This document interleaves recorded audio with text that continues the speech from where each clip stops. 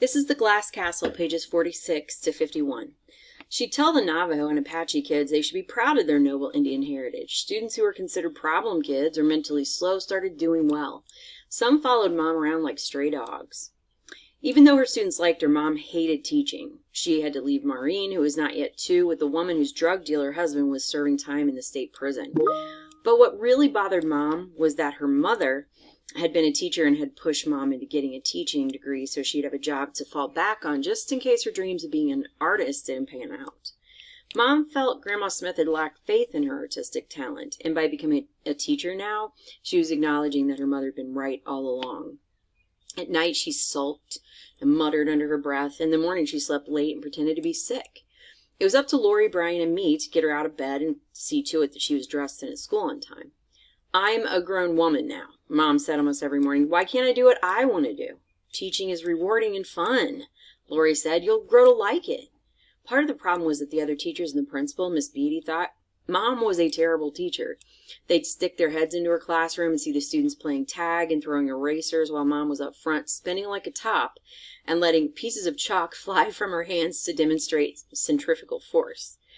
Miss Beatty, who wore her glasses on a chain around her neck and had her hair done at the beauty parlor over in Winnemucca every week, told Mom she needed to discipline her students. Miss Beatty also told Mom to submit weekly lesson plans, keep her classroom tidy, and grade the homework promptly. But Mom was always getting confused and filling in the wrong dates on the lesson plans or losing the homework. Miss Beatty threatened to fire Mom, so Lori, Brian, and I started helping Mom with her schoolwork. I'd go to her classroom after school and clean her chalkboard, dust her erasers, and pick up the paper off the floor. At night, Lori, Brian, and I went over her students' homework and tests. Mom let us grade papers that had multiple choice, true, false, and fill-in-the-blank answers, just about anything except essay questions, which she thought she had to evaluate because they could be answered correctly in all sorts of different ways. I liked grading homework. I liked knowing that I could do what grown-ups did for a living. Lori also helped Mom with her lesson plans. She'd make sure Mom filled them in accurately, and she'd correct Mom's spelling and math. "Mom, double L's in Halloween," Lori said, erasing Mom's writing and penciling in the changes. "Double E's as well, and no silent E at the end." Mom marveled at how brilliant Lori was. "Lori gets straight A's," she once told me. "So do I," I said. "Well, yes, but you have to work for them." Mom was right. Lori was brilliant. I think helping Mom like that was one of Lori's favorite things in the world. She wasn't very athletic and didn't like exploring as much as Brian and I did, but she loved anything having to do with pencil and paper. After Mom and Lori finished the lesson plans, they'd sit around the spool table, sketching each other and cutting out magazine photos of animals and landscapes and people with wrinkled faces and putting them in Mom's folder of potential painting subjects.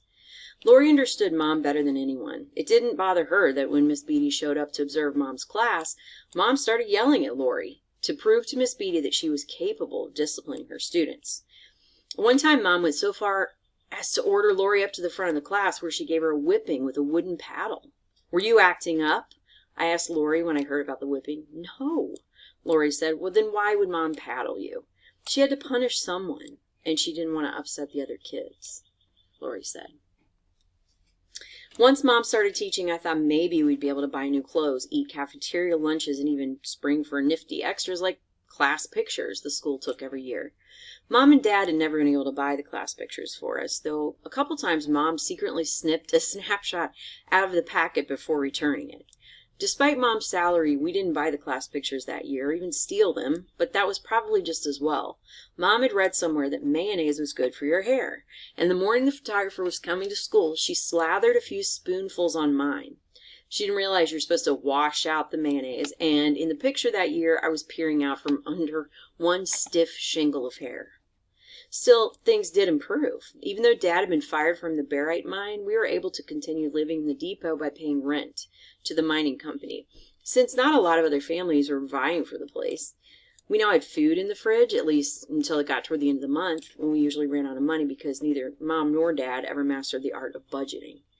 But Mom's salary created a whole new set of problems. While Dad liked it that Mom was bringing home a paycheck, he saw himself as the head of the household, and he maintained that the money should be turned over to him.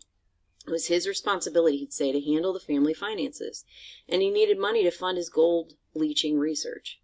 "The only research you're going to do doing is on the liver's capacity to absorb alcohol, Mom said. Still, she found it hard to straight out defy Dad. For some reason, she didn't have it in her to say no to him. If she tried, he'd argue and wheedle and sulk and bully and plain wear her down. So she resorted to evasive tactics. She'd tell Dad she hadn't cashed her paycheck yet, or she'd pretend she left it at school and hide it until she could sneak off to the bank. Then she'd pretend she'd lost all the money. Pretty soon, Dad took to showing up at school on payday, waiting outside in the car, and taking us all straight to Winnemucca, where the bank was located, so Mom could cash her paycheck immediately. Dad insisted on escorting Mom to the bank. Mom had us kids come along so she could try to slip some of the cash to us first. But back in the car, Dad would go through Mom's purse and take the money out. On one trip, Mom went into the bank alone because Dad couldn't find a place to park. When she came out, she was missing a sock. "Jeanette, I'm going to give you a sock. I want you to put in a safe place," Mom said when she got in the car. She winked hard at me as she reached inside her bra and pulled out her other sock. Knotted in the middle and bulging at the toe. "Hide it where no one can get it, because you know how scarce socks can get into our house." "God damn it, Rosemary," Dad snapped. "Do you think I'm a fucking idiot?" "What?" Mom asked, throwing her hands up in the air. "Am I not allowed to give my daughter a sock?" She winked at me again, just in case I didn't get it. Back in Battle Mountain, Dad insisted we go to the Owl Club to celebrate payday and ordered steaks for all of us. They tasted so good we forgot we were eating a week's worth of groceries. "Hey, Mountain Goat," Dad said at the end of the dinner, while Mom was putting her table scraps in her purse, "why don't you let me borrow that sock for a second?" I looked around the table. No one met my eye except Dad, who was grinning like an alligator. I handed over the sock. Mom gave a dramatic sigh of defeat and let her head drop down on the table to show who was in charge. Dad left the waitress a $10 tip, but on the way out, Mom slipped it into her purse. Soon we were out of money again. When Dad dropped Brian and me off at school, he noticed we weren't carrying lunch bags. "Where are your lunches?" Dad asked us. We looked at each other and shrugged. "There's no food in the house," Brian said. When Dad heard that, he acted outraged, as though he'd learned for the first time that his children were going hungry. "Damn it, that Rosemary keeps spending money on art supplies," he muttered, pretending to be talking to himself. Then he declared more loudly, "No child of mine has to go hungry." After he dropped us off, he called after us, "Don't you kids worry about a thing." At lunch, Brian and I sat together in the cafeteria. I was pretending to help him with his homework so that no one would ask us why we weren't eating, when Dad appeared in the doorway carrying a big grocery bag. I saw him scanning the room looking for us. "My young'uns forgot to take their lunch to school today," he announced to the teacher on cafeteria duty as he walked toward us. He set the bag on the table in front of Brian and me and took out a loaf of bread, a whole package of bologna, a jar of mayonnaise, a half-gallon jug of orange juice, 2 apples, a jar of pickles, and 2 candy bars. "Have I ever let you down?" he asked Brian and me, and then turned around and walked away. In a voice so low Dad didn't hear him, Brian said, "Yes." "Dad has to start carrying his weight," Lori said as she stared into the empty refrigerator. "He does," I said. "He brings in money from odd jobs." "He spends more than he earns on booze," Brian said. He was whittling, the shavings falling to the floor right outside the kitchen where we were standing. Brian had taken to carrying a pocket knife with him at all times, and he often whittled pieces of scrap wood when he was working something out in his head. "It's not all for booze," I said, "and most of it's for research on cyanide leaching." "Dad doesn't need to do research on leaching," Brian said. "He's an expert." He and Lori cracked up. I glared at them. I knew more about Dad's situation than they did, because he talked to me more than anyone else in the family. We'd still go demon hunting in the desert together for old time's sake, since by then I was 7 and too grown up to believe in demons. Dad told me about all his plans and showed me his pages of graphs and calculations and geological charts depicting the layers of sediment where the gold was buried. He told me I was his favorite child, but he made me promise not to tell Lori or Brian or Maureen. It was our secret. "I swear, honey, there are times when I think you're the only one around who still has faith in me." He said, "I don't know what I'd do if you ever lost it." I told him I would never lose faith in him, and I promised myself I never would. A few months after Mom had started working as a teacher, Brian and I passed by the Green Lantern. The clouds above the setting sun were streaked scarlet and purple. The temperature was dropping quickly from searing hot to chilly within a matter of minutes, like it always did in the desert at dusk. A woman with a fringed shawl draped over her shoulders was smoking a cigarette on the Green Lantern's front porch. She waved at Brian, but he didn't wave back. "Yoo-hoo, Brian! It's me, sugar. Ginger," she called. Brian ignored her. "Who's that?" "I asked some friend of Dad's," he said. "She's dumb." "Why's she dumb?" "She doesn't even know all the words in a Sad Sack comic book," Brian said. He told me that Dad had taken him out for a birthday a while back. In the drugstore, Dad had let Brian pick out whatever present he wanted, so Brian chose a Sad Sack comic book. Then they went to the Nevada Hotel, which was near the Owl Club and had a sign outside saying Bar Grill Clean Modern. They had dinner with Ginger, who kept laughing and talking real loud and touching both Dad and Brian. Then all three climbed the stairs to one of the hotel rooms. It was a suite with a small front room and a bedroom. Dad and Ginger went to the bedroom while Brian stayed in the front room and read his new comic book. Later, when Dad and Ginger came out, she sat down next to Brian, and he didn't look up. He kept staring at the comic book, even though he'd already read it all the way through twice.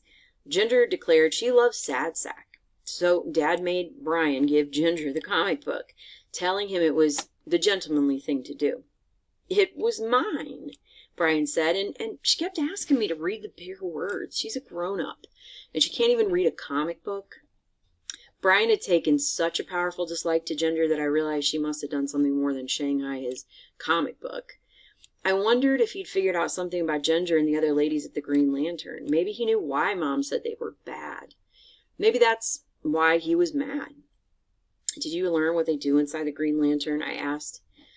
Brian stared off ahead. I tried to see what he was looking at, but there was nothing there except for the Tuscarora Mountains rising up to meet the darkening sky. Then he shook his head. "She makes a lot of money," he said, "and she should buy her own darn comic book."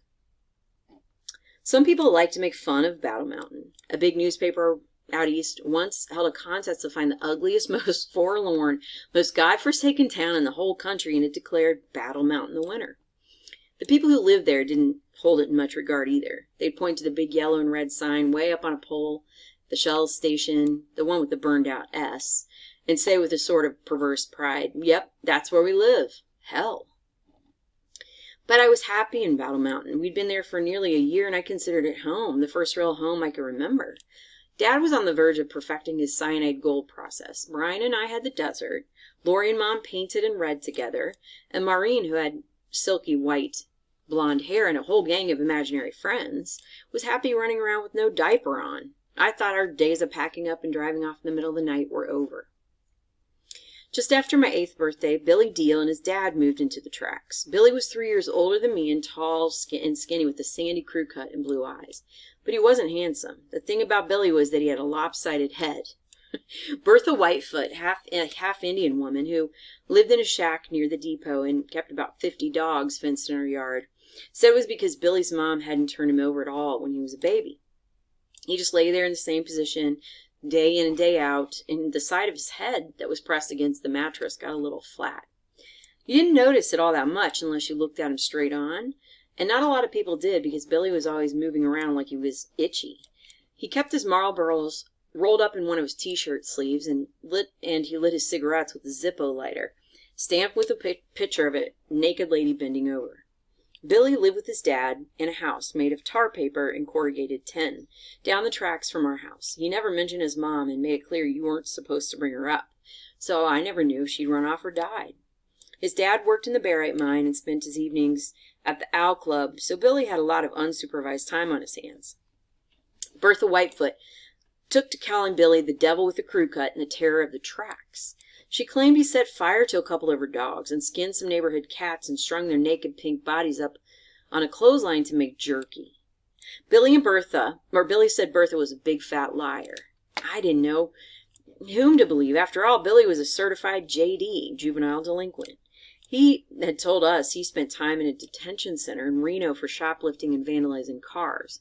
Shortly after he moved to the tracks, Billy started following me around. He was always looking at me and telling the other kids he was my boyfriend.